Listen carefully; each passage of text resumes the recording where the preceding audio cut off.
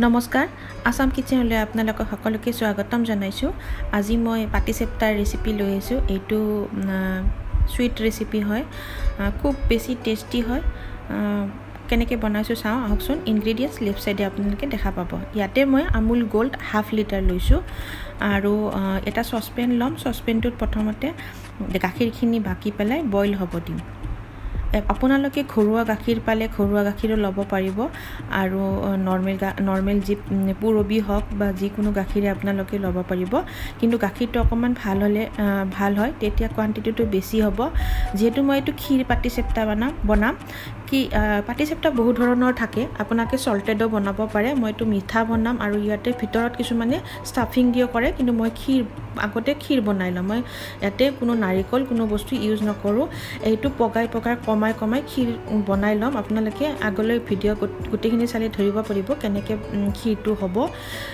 গৰম বইল হোৱাৰ পিছত যিটো উতলি অহাৰ পিছত গেছটো কমাই দিব আৰু কম জুইত এনেকৈ বনাই এতিয়া শেষত এনেকুৱা টাইপৰ হৈ যাব, ক্ষীৰ টাইপৰ হৈ যাব। এনেকুৱা হ'লে আপোনালোকে গেছটো অফ কৰি থ'ব। এতিয়া পাটিচেপ্টাৰ কাৰণে সেইটো ষ্টাফিং বনালোঁ। পাটিচেপ্টা কেইখনৰ কাৰণে মই ইয়াতে 2 কাপ ময়দা আৰু চুজি হাফ কাপ দিছোঁ। আপোনালোকে চাউলৰ গুড়িও দিব পাৰে অকণমান। এতিয়া ইয়াতে চেনি দিম আৰু অকণমান নিমখ দিম টেষ্টৰ কাৰণে। আপোনালোকে চেনি নিদিয়াকৈ গুড় যদি ব্যৱহাৰ কৰিব বিচাৰে গুড়টো পগাই পেলাইও ল'ব পাৰিব, তেতিয়া খুব বেছি টেষ্টি হয়। এই মিক্সাৰটো বনোৱাৰ সময়ত আধা ঘণ্টা আগতে বনাই থ'ব, তেতিয়া ময়দা আৰু যিখিনি চুজি লৈছোঁ ধুনীয়াকৈ মিহলি হৈ যাব আৰু পানীখিনি অকণকৈ দি পেলাই সেইখিনি সানি ল'ব। পানীৰ পৰিমাণটো এতিয়া বেটাৰটো দেখিলে আপোনালোকে গম পাব। পানীটো মোৰ জোখা নহ'ল, এনেকুৱা বহুত বেছি পাতল হ'ব নালাগে, অকণমান ডাঠে হ'ব লাগে, ডোচা বেটাৰৰ নিচিনাই হ'ব লাগিব। ইয়াতে মই আৰু কোনো baking powder baking soda use কৰা নাই, এনেকৈ ৰাখি থৈ।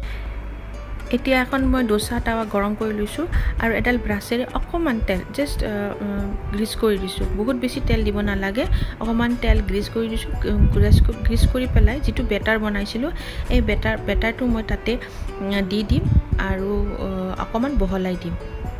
বেটাৰটো দি দিলোঁ, বহুত বেছি দিব নালাগে। টাৱা হিচাপত আপোনালোকে দিব কিমানখিনি ডাঙৰ সৰু বনাব। এতিয়া টাৱাৰ যিখন হেণ্ডেলখনেদি মই বহলাই দিছোঁ। আপোনালোকে কেৰাহীটো বনাব পাৰে, যিটো সুবিধা হয় সেনেকৈ বনাই ল'ব। গেছৰ ফ্লেম মই কম কৰি দিলোঁ।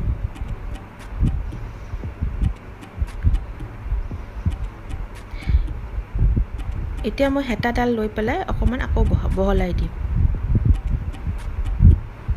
খুব বেছি টেষ্টি ৰেচিপি হয়, ইজিও হয় বনাবলৈ।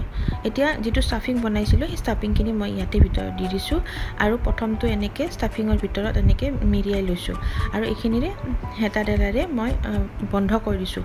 পিছৰখিনি এনেকৈ বন্ধ কৰি দিব নালাগে, নহ'লে চেপেটা হৈ যাব পাটিচেপ্টাখন। আৰু ছাইডৰ কেইটাও বন্ধ কৰি দিছোঁ যাতে ষ্টাফিংটো ওলাই নাহে। এনেকৈ মই গোটেইকেইখন বনাই যাম। খুব ইজি হয়, বগা হ'ব দিব, তেতিয়া দেখিবলৈ খুব বেছি ধুনীয়া হয়।